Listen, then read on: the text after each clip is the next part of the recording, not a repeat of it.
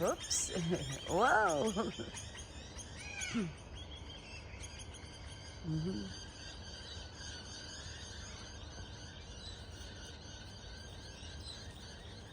You jumped quite high, Aereper.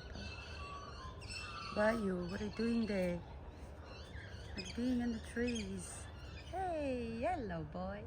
What have you been doing? It's running around, eh? Good morning, Aereper. Yeah.